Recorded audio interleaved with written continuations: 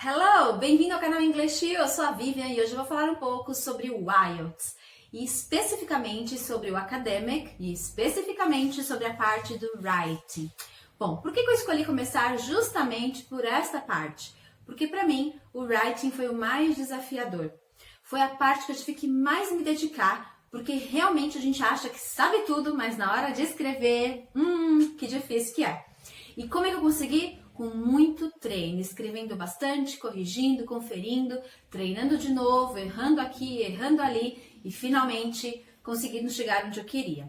Mas vamos lá, quanto tempo eu tenho para realizar essa parte do writing? Exatamente 60 minutos.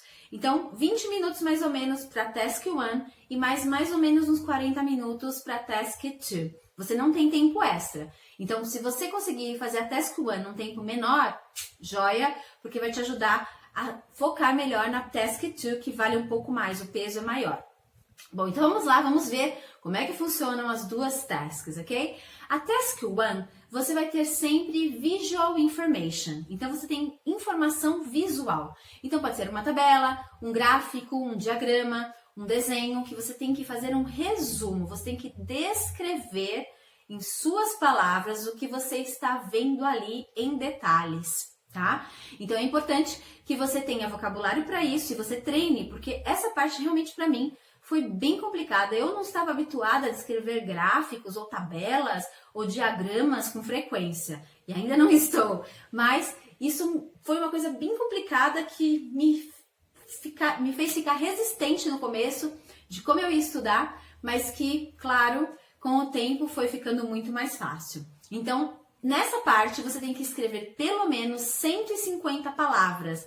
Então, você não é uma simples descrição. Ah, é grande, é pequeno, é azul, é vermelho, tem 5 pessoas. Não, você tem que escrever com mais detalhes. E se você escrever menos de 50 palavras, você será penalizado e a sua nota vai ser diminuída com certeza.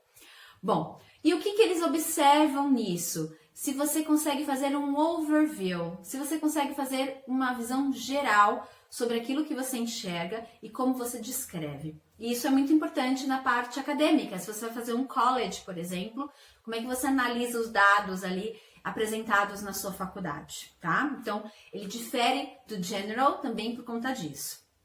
O segundo passo, que é a Task 2, você tem que escrever um tipo de redação que é dissertativo.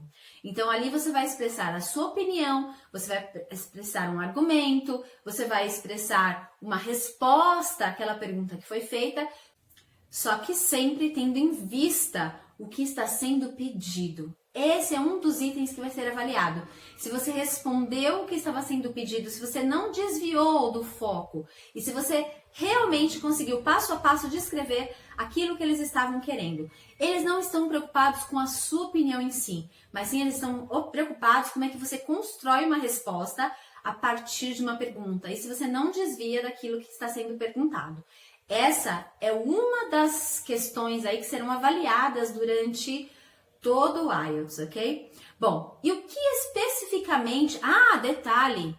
No mínimo 250 palavras, tá? Então, se você não tem o hábito de escrever em inglês, começa a escrever, porque você vai ter que se virar nos 30 aí para conseguir escrever 250 palavras. Parece pouco, mas quando a gente está escrevendo, muitas vezes dá um fôlego ali, tem que ter um fôlego a mais para conseguir escrever tudo isso. Detalhe também, mais um detalhe, vários detalhes. Eu fiz o academic no computador e isso para mim foi tremendo, porque ele fez a contagem das palavras para mim, isso já foi maravilhoso, eu não precisei ficar contando. E também, na hora de apagar era muito mais rápido, eu não precisava ficar apagando com borracha, que isso me levou muito tempo no General Training, quase que eu não consegui terminar. Então é importante, na minha opinião, que você faça o Computer Delivered. Para mim é muito mais interessante do que o Paper Based. E depois eu te conto a experiência sobre o Paper Based. E aí, olha só, você conseguiu escrever 250 palavras, corre para dar mais uma lidinha, vê se não tá faltando nada, se tá tudo encaixadinho, se tem coerência, se tem coesão e vai em frente, ok? Então vamos ver quais são as dicas aí que eu te dou e quais são os aspectos que são avaliados aí no writing. Bom, primeiro, a dica que eu te dou, Faça bastante na sua casa, treine bastante e revise. Faça a correção você mesmo, veja se você escreveu certo. Tá com dúvida numa preposição? Vai lá, confere, vê se é aquilo mesmo. Na sua casa você vai ter tempo para fazer isso, tá? Não deixa para fazer isso lá na hora de escrever. Então, e revisa também aquilo que você escreveu. Se tem conexão uma parte com a outra, se a introdução tem conexão com o body, se o corpo do texto tem conexão com a conclusão. Faça isso, tá? Então é uma dica que eu te dou aí. E quais são os aspectos avaliados durante toda a escrita do writing? Bom, então primeiro, coerência e coesão. Se você é coerente, se tem ligação uma parte com a outra, como eu acabei de te falar. Gramática. Então, se você domina a gramática. Então, por isso que é tão interessante a gente aprender as 4 habilidades, não apenas 3, né? Ou não apenas somente 2. É muito importante ter todas as habilidades bem consolidadas no inglês, para numa hora dessa você conseguir se virar bem, na é verdade? Porque tem muita gente que fala, ai, pra que estudar gramática? Gramática não é importante. É importante sim. Faz parte do contexto da língua, faz parte da base da língua. É muito importante sim. Mas é claro, depende muito de qual é o seu objetivo, qual é o seu propósito com o inglês.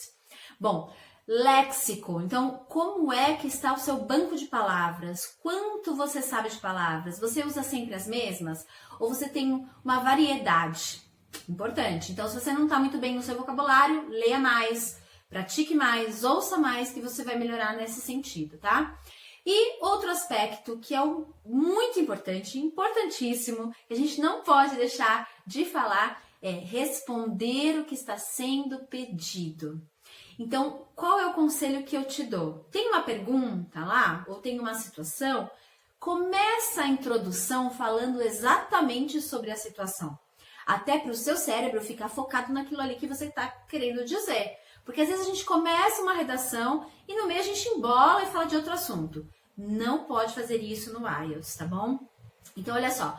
Começou a introdução? Repete o que você tem lá no enunciado. Depois, desenvolve no body. Você vai usar aí um parágrafo para introdução, mais uns 2 ou 3 para o body e mais 1 ou 2 para a conclusão. É importante que você feche a sua ideia, tá? Então, isso vai ser... Eles querem saber se você tem base suficiente para você acompanhar, por exemplo, um college em outro país, já que você vai ter que escrever bastante, certo?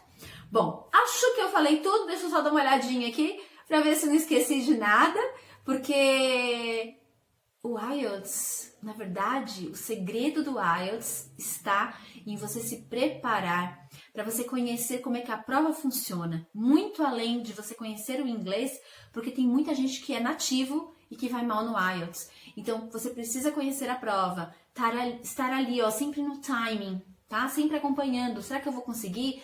Quando você estiver estudando, põe um relógio. Nossa, mas que pressão! Essa pressão vai ser boa para te preparar, tá bom? Bom, espero que você tenha gostado. Se inscreva no canal, clique aí no sininho para você receber as notificações sempre que alguma coisa nova surgir por aqui. E, claro, dá um joinha aí para que eu possa sempre estar mais animada para te contar as novidades, tá bom?